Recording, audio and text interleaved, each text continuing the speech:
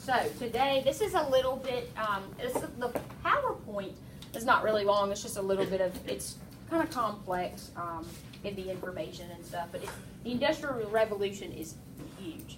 So it takes me like 6 days to get through. It's pretty big. It's pretty big. So I call it the Magnificent Industrial Revolution because I really think it's magnificent. It's one of my top 5 time periods of history that I've ever learned about, and I've had a lot of history in my life. So it's a lot. 3. Yeah, that's okay. All right. So the Magnificent Industrial Revolution. So sorry, guys. Hold on. Okay. So the Industrial Revolution originated in England because of its natural resources, such as coal and iron ore, and the invention and improvements of the steam engine. So the Industrial Revolution, if you talk to most historians, they are going to say it began around 1760. And they're going to say it's going to end around 1840-ish. Now, I said most historians. Some will argue that it started before, ended later, earlier, etc. So but that's the general conception here, is around 1760 to about 1840. So in England, they're having, like I said, your major things are coal and iron ore. So England is where all of your factories are at this point. So they haven't quite made it to America yet. So all your factories, all your resources, the majority of your resources are being made in England, especially textiles. Textiles is the biggest thing of the Industrial Revolution. It's the biggest good, should I say, for a lack of a better word, of the Industrial Revolution. So they're going to spread to the United States. Does anyone know the name of the company that the English started and it came to America? They sent it to America, for lack of a better term.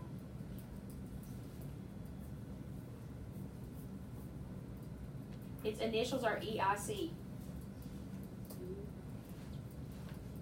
No? All right, so it's called the East India Company. It is going to be a joint stock company that England is going to have.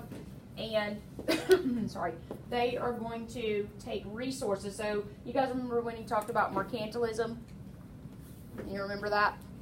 Remember what it was? Just anyone, I don't care. The idea that a country's power depends on its wealth? Yes, but when you say mercantilism, what am I saying? And they want to send out colonies to increase that power. Yes, so if America over here is really going to be England, right? Kind of sort of they're acting on behalf of England at this point.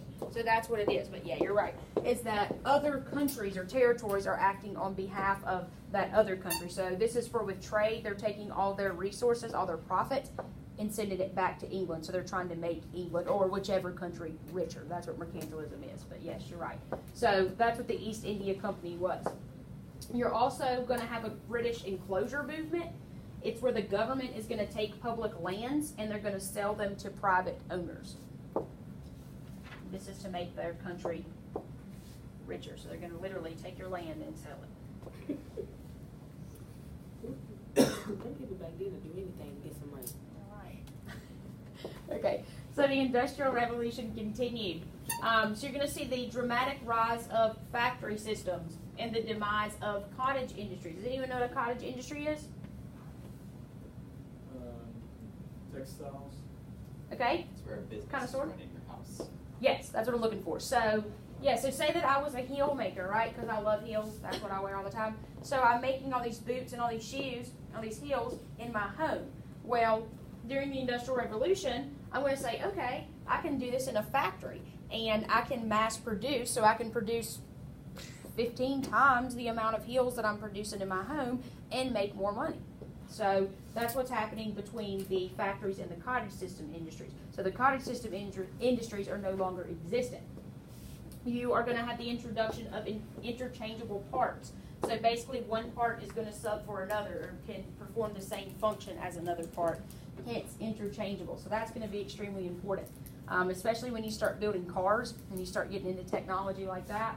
That's when you're going to see the rise of and the importance of interchangeable parts. So cities instead of small towns. Can anyone tell me a little bit about that? Why are you seeing the development of cities versus a small town? Okay, what is causing it to grow? What is causing a city to grow at this point? Jobs opening up in the factory. Right, so you're getting all your factories, because if I'm living over here, wherever this is, in nowhere's land, and my factory job over here, so say I live in Chicago, and this is Chicago, all my factories are in Chicago, why am I gonna drive an hour to work, right? I don't wanna do that. So, I'm going to move into the city, so now it doesn't take me an hour, it takes me, 10 minutes, 5 minutes? So, location is everything at this point, so that's why you're gonna see your city start to grow. You're also gonna have the creation of an assembly line. Anyone know what that is? Where you stand on the line and everybody's doing the same thing, you just go that line.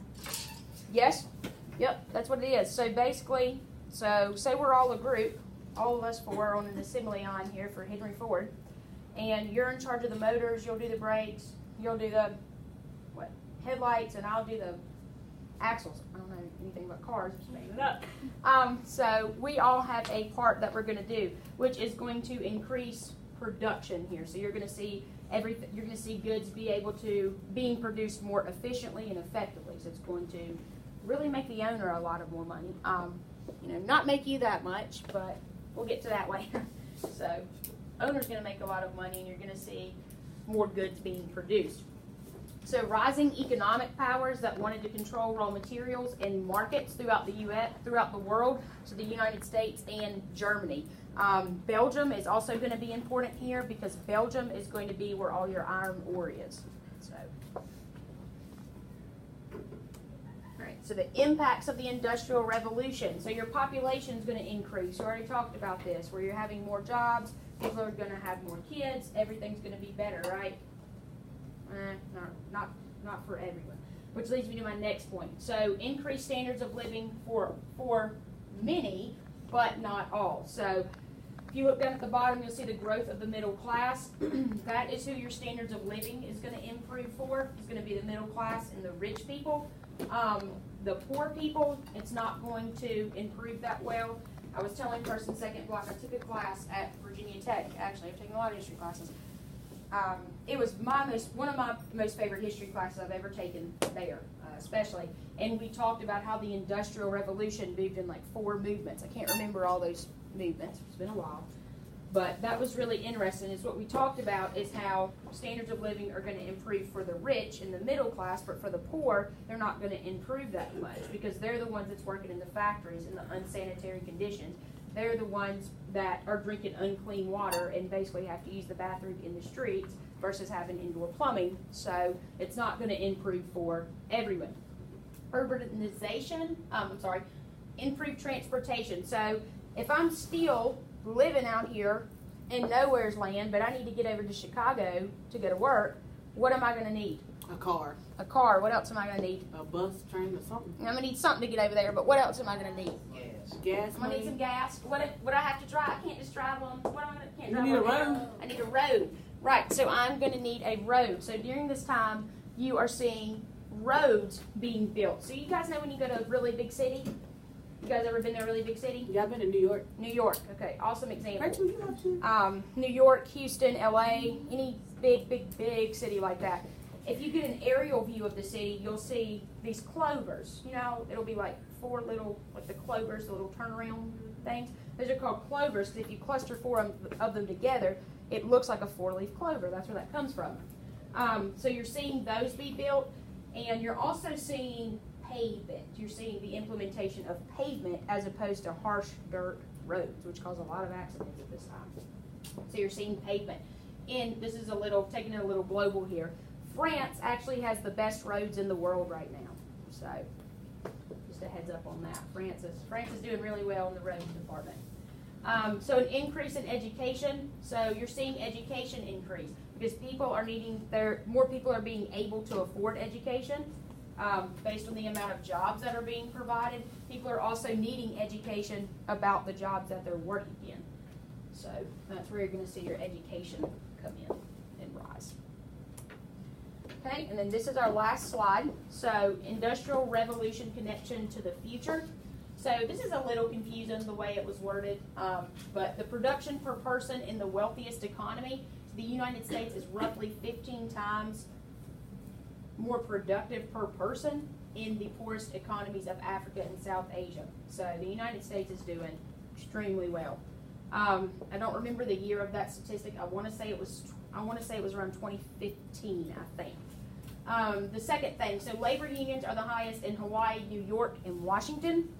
And then an interesting fact for me, because I like Henry Ford, was kind of disappointed when I found out you guys don't really have to know much about him. But anyways, when Henry Ford was 37, he founded the Ford Motor Company, and then he became president of his company. That's where Fords come from? Yep, Henry Ford. If you guys look at the bottom of your paper, do you see that little like tropical looking place? What happened? The little tropical looking place? Don't tell me that's Henry Ford land. No. But does anyone have an idea? And I'll give you this hint. It's one. What'd you say? Hawaii. It's Hawaii. It's actually where I was born. So You was born in Hawaii? I was. So I was able to use it on your notes. So I thought that was cool. It's actually Honolulu, which is where I was born.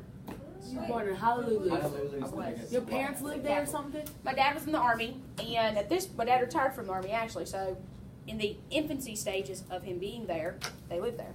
So there I was. But just a little fun fact about I me. got a dumb question to